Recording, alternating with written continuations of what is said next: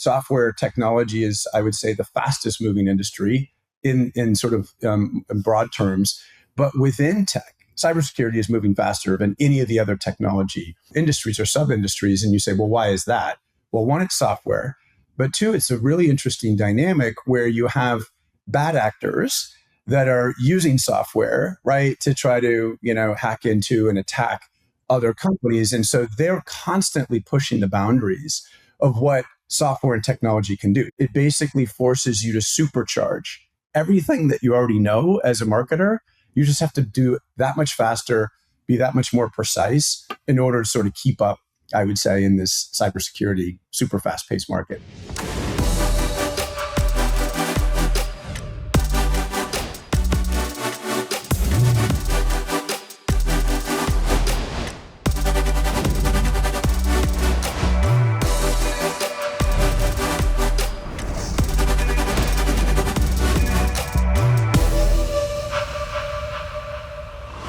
Welcome to CMOs Unscripted. This is the show where we get real about the strategies and the challenges and the breakthroughs that are really shaping the future of marketing leadership. I'm your host, Lisa Martin. Today's conversation comes at a really, really fascinating time for Palo Alto Networks. This is a company I'm sure you know, but if you don't, they not only lead in cybersecurity, but they're actively really redefining how security, AI, and platform really come together. And over the past few months, Palo Alto Networks has really accelerated its position as a category leader, expanding its AI partnerships, its platform strategy, introducing new capabilities recently at RSAC, really focused on securing agents, AI agents, and enabling autonomous security operations. Well, my guest today is Kelly Waldher, the CMO of Palo Alto Networks. Kelly, it's so great to have you. Thanks for joining me.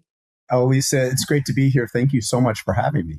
I'm so excited because we're going to unpack both the marketing strategy that you've employed behind all that momentum I mentioned and how your team is really driving it. But guys, I want to give you a little bit of background on Kelly. I mentioned he is the CMO of Palo Alto Networks, where he leads global marketing for one of the most influential companies in cybersecurity. He's built and scaled marketing at Zendesk, Google, Qualtrics, Microsoft, where he helped drive the growth of platforms like Microsoft 365, Teams, you probably users. And he's really well known for turning marketing into really a growth engine and for pushing how AI is really transforming the way that modern marketing gets done. So Kelly, you've been a champion of elevating marketing to really this strategic driver of growth for a long time.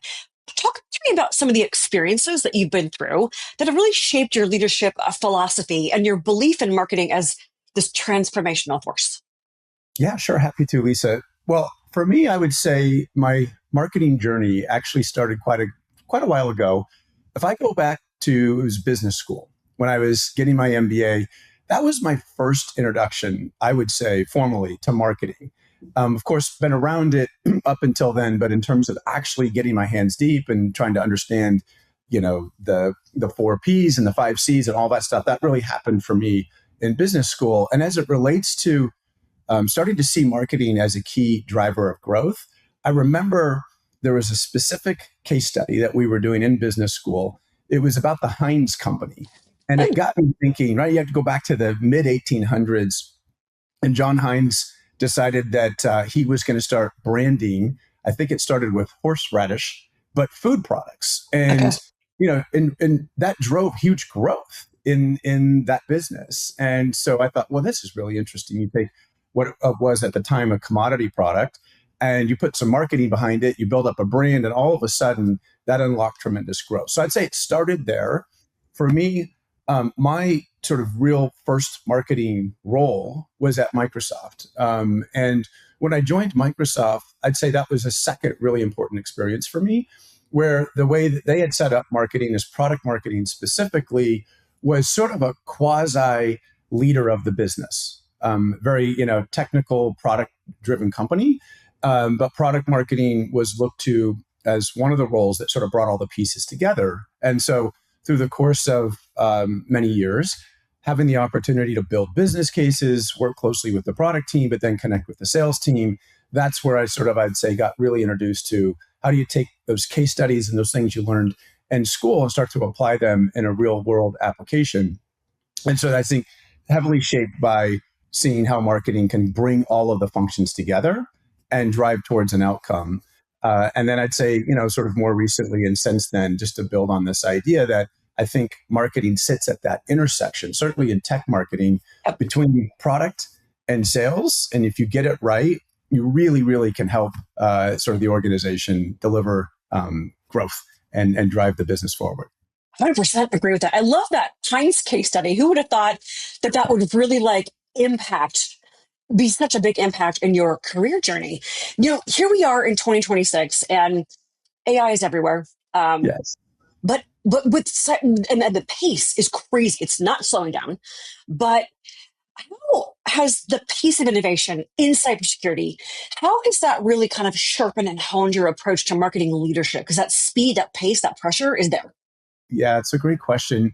I think about my own journey. So after I finished my MBA, I went back to Dow Chemical, which is the company I'd worked at prior to going to business school, and really enjoyed my time. It's also, a technology science-driven company.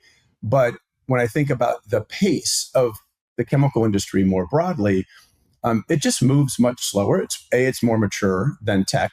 But B, if you think about the business, you have these big physical assets that are producing the product. And so if you want to make changes in your business, it's not as simple as saying, well, I'm going to reorganize the engineering team and we're going to go pursue a new product.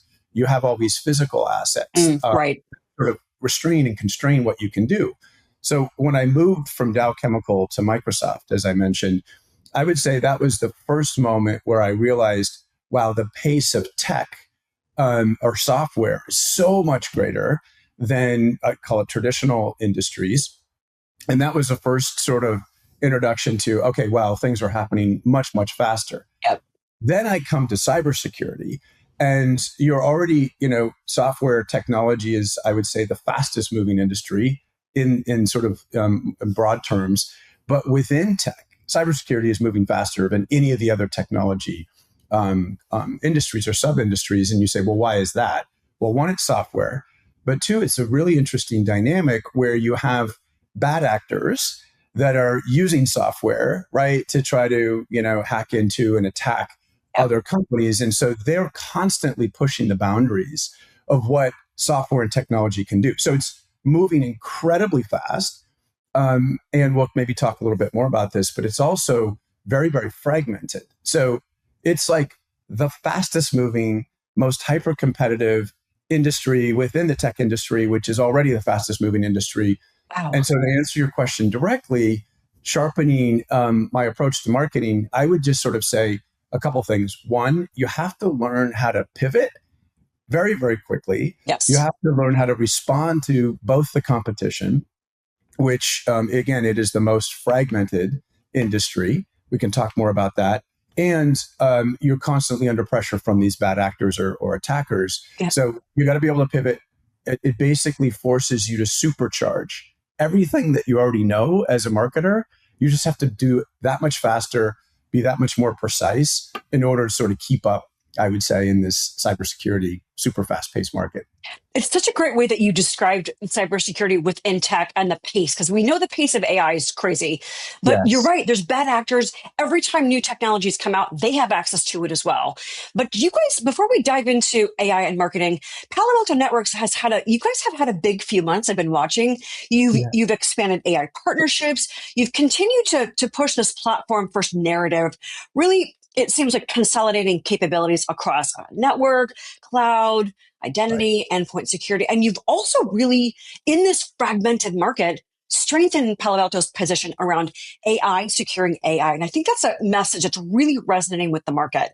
Share some of the things. RSAC was just recently in San Francisco. What are some of the big innovations that Palo Alto Networks announced?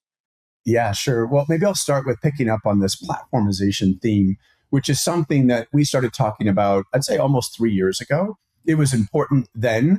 I would say before, AI was sort of supercharging the enterprise and becoming such a big part of our daily life.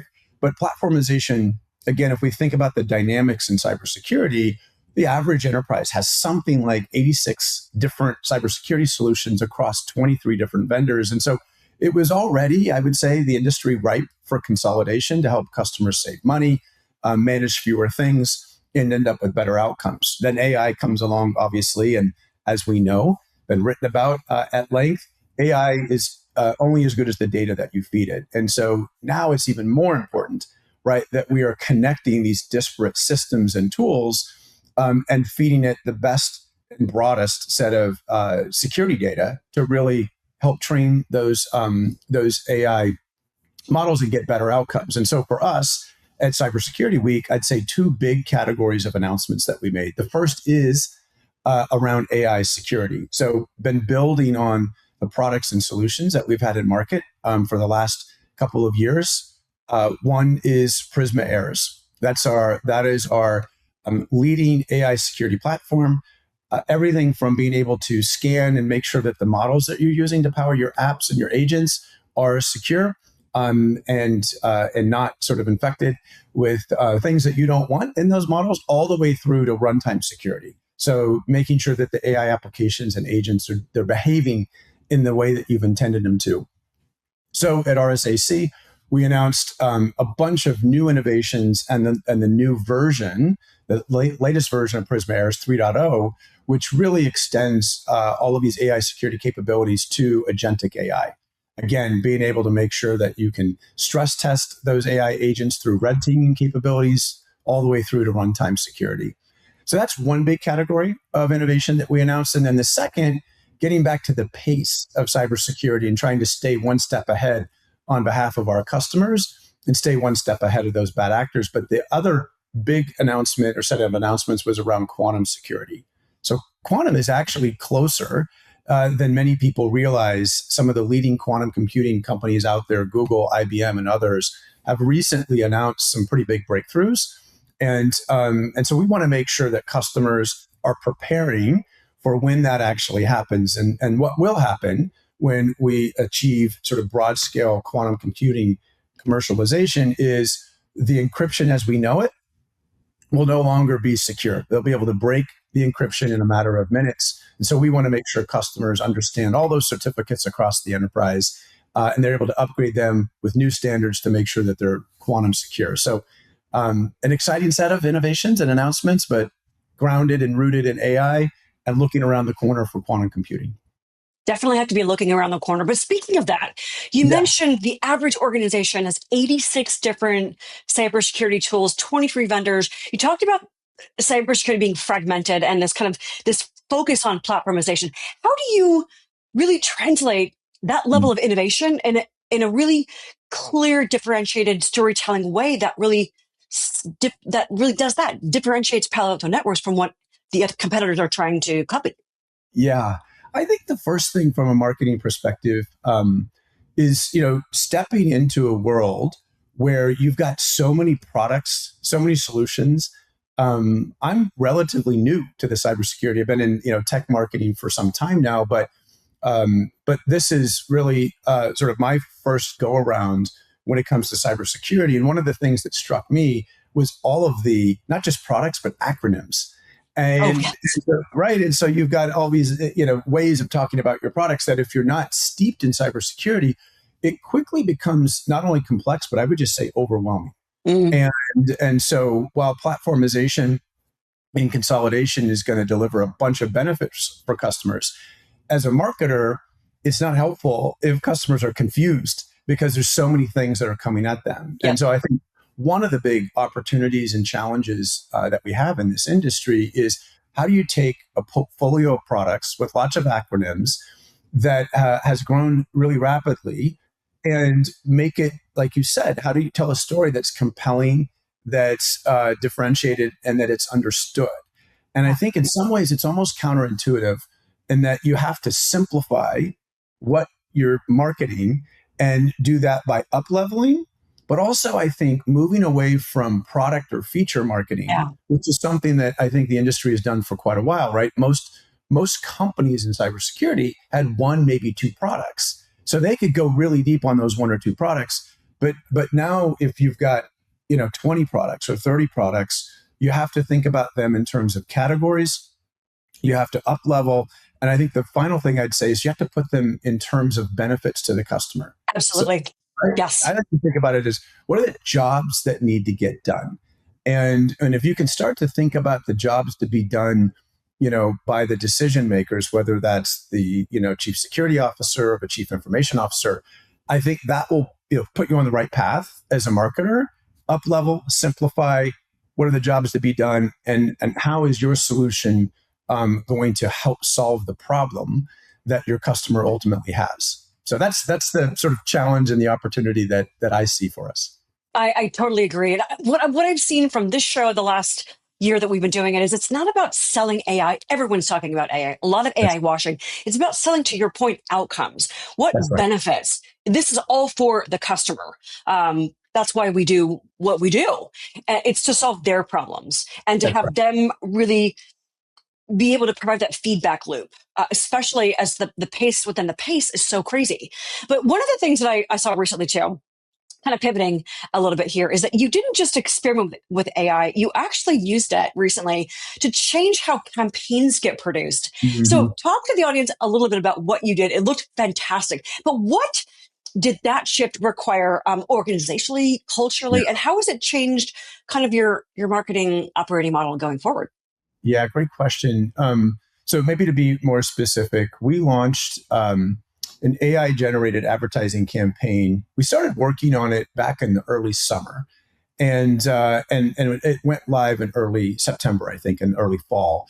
But maybe I'll just give the audience a little bit of a behind the scenes look at, well, how did we get to that point? Yeah.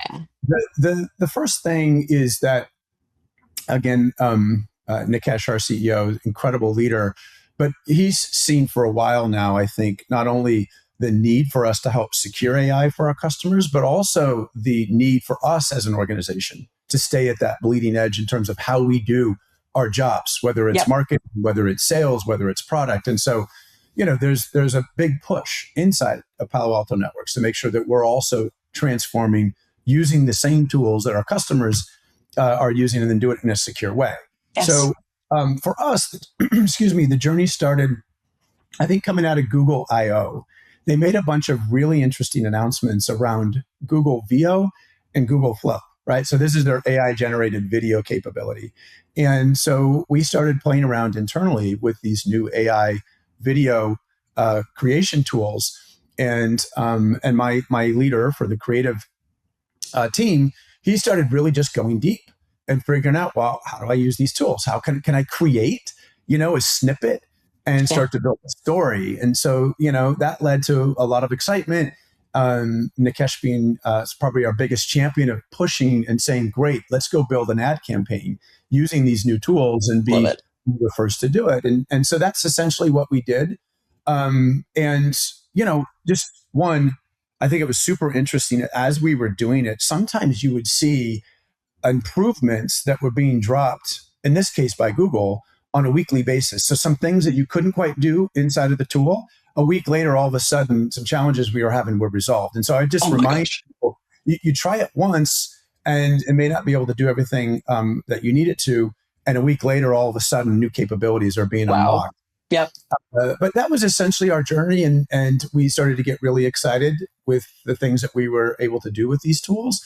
And then we essentially said, listen, we've got an obligation, I think, to demonstrate to our customers that you can do this and you can do it in a secure, safe fashion. Yep. And so we've seen, tremendous success with the ad campaign, and it's changed the way we do them going forward, meaning that our own creative team is able to use these tools, build a campaign rather quickly and for less cost, Yeah. and have a lot more control, I would say, over the output than what we had in the past, where we had a lot of Interesting. More control. Okay. this. So anyway, it's been a lot of fun, and again, it's transformed the way in which we build our campaigns.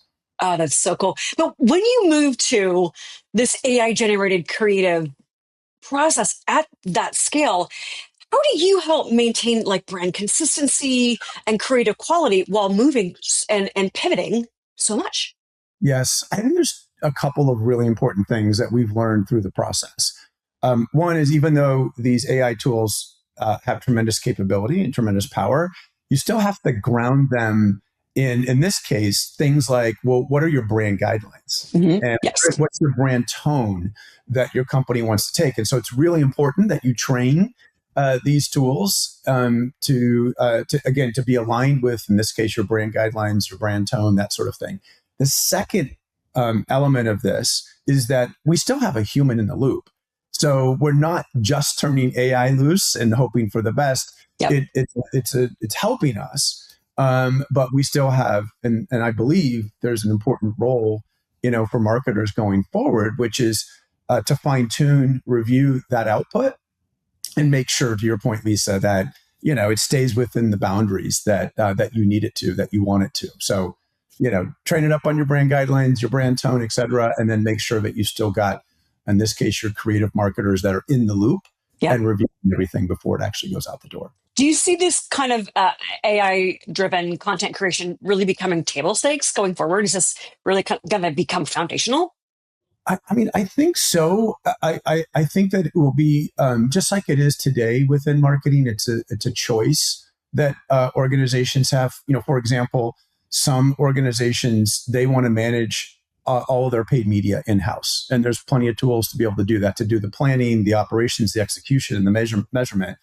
Other organizations want to sort of set the strategic direction, and they have an agency that they work with to go deliver the outcomes. I think, if we apply it to this scenario, I do think that it's going to continue to be a choice, meaning that some organizations will choose to bring these capabilities in-house and build their campaigns this way.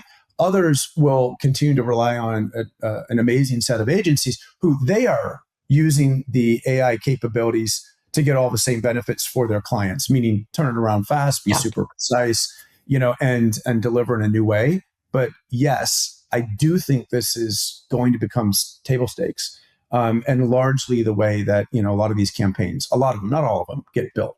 Yeah, I agree. It's what I've been seeing when I talk to CMOs every week as well. But, one of the things that comes up when we talk about, last year in 2025, AI was about experimentation. Now it's about execution, not prototypes, but production, but also the ROI term, speaking of acronyms, that comes up a lot because we know marketing is expected to prove that business impact and ROI. So how do you ensure in this fragmented industry with so many different competitors, how do you ensure that marketing is really operating as that strategic growth engine at enterprise scale? Yeah, I think it's a great point. In some ways, everything is changing, but to your point, Lisa, some of these things that have been true for a long time are going to stay true. Meaning, like the return, right? And I think marketing, it's always been one of these interesting functions where some things are super measurable. Right? Did they click on a blue link, and did somebody, go to the website, and then ultimately, if you've got a direct offering, did they go all the way through to try, buy? And you can really close the loop and measure the impact of the marketing that you're doing. But there are other aspects, building the brand, that you can certainly measure, but are sometimes, maybe a bit more correlation on the outcome versus causation. So I think those ROI metrics are going to persist. The thing that's changing with AI, like we just talked about, is how marketing gets done. And I do believe that every subfunction, every aspect of marketing, every role in marketing is going to go through a transformation, and it's going to become AI driven. And we can talk more about that, but to me, it's really interesting, both in terms of the tools that are available today, but maybe more importantly, how you put those tools to practice really requires you to rethink all of the workflows around the way in which you were doing marketing. Because the example we gave with building, an advertising campaign looks a lot different when you've got AI at the center of it, right? Just the workflows. You have a brief that you write, you talk to an agency, you talk to another internal team. All of that starts to be transformed. And so I think the ROI metrics will be consistent, but the way in which marketing is going to get done is under a big, big transformation right now.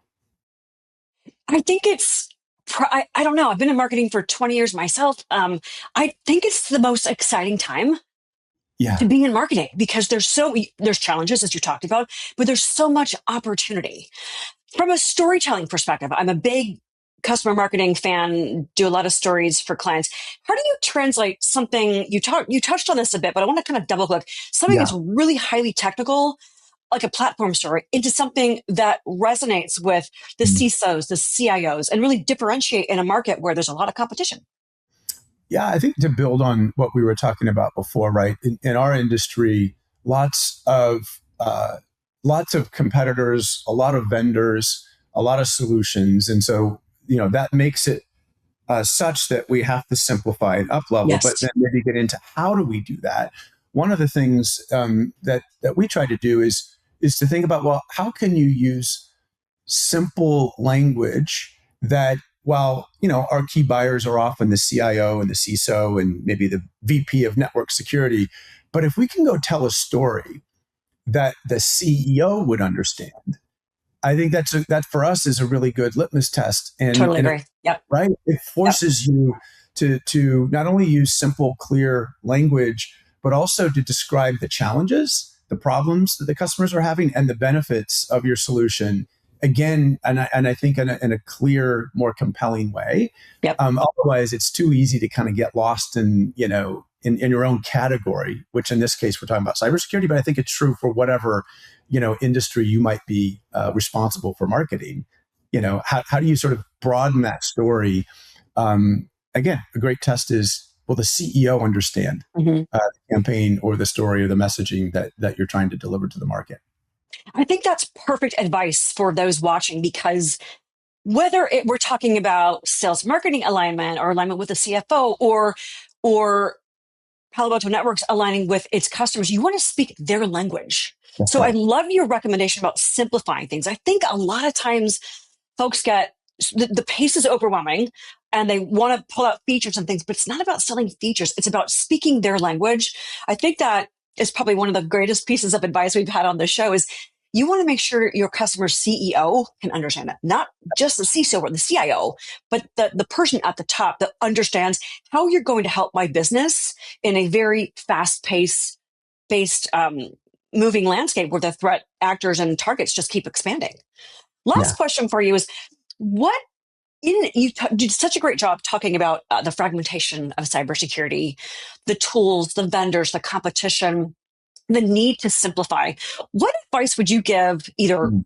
existing CMOs or prospective CMOs who might feel overwhelmed by the pace of change and this pressure Mhm. that's just building to adopt AI really, really fast?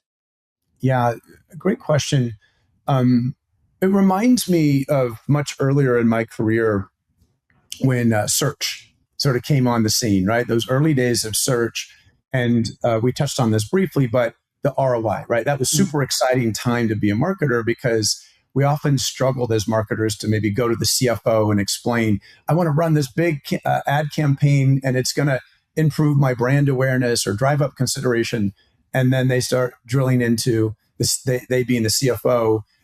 Well, tell me how this is actually going to return investment to the Yes. business, and it was hard, right? So then sort of search comes along, digital marketing, I think as a function within marketing was born, Mm. and I remember going through that period, been around long enough, I guess, and it was exciting, but it was overwhelming because Yeah. it was so new, Mhm. and I think AI is going to have an even bigger impact than what sort of the advent of digital marketing had on our craft and on our function. But I think in order to sort of thrive, whether it was back when digital marketing was really becoming a thing, or now having to do marketing in this era of AI, some things are just the same. And that advice that I would have is, and again, maybe it sounds sort of trite or obvious, but don't be afraid. Actually dive in and start learning how to use these tools and really push yourself. Doesn't matter if you're early in your career, if you've been at it for a while. Um, Go in and actually start experimenting with prompting. Figure out, how do you use some of these skills that are being created.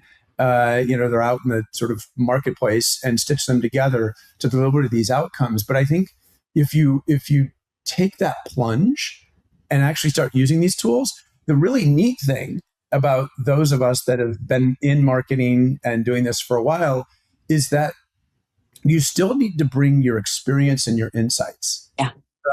So it's always interesting to see people that are super early in their career. They come into the workplace AI native, Yeah. but they're learning how to do the craft of marketing. And I think it's the intersection of knowing how to use these tools, but bringing your experience that is going to deliver the outcome that I think we need. So I would say be curious, Yep. dive in, but don't underestimate your experience is gonna provide a huge, I'd say, advantage to be able to get the most out of these tools. I think that's such outstanding advice. Leaning in, we say it a lot, but it's true.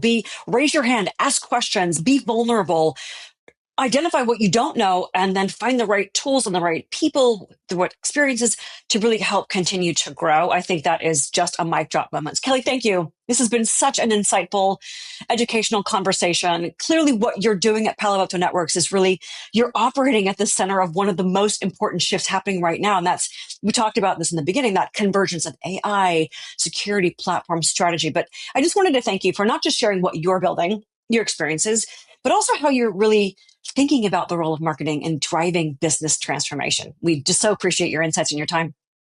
Lisa, thank you so much for having me. It's always fun to get together and talk, and really, I'm grateful for the opportunity to be here today. Oh, our pleasure. And the audience, thank you so much for tuning in to this newest episode of CMOs Unscripted. For Kelly Waldher, I'm your host, Lisa Martin, and we'll see you on the next episode.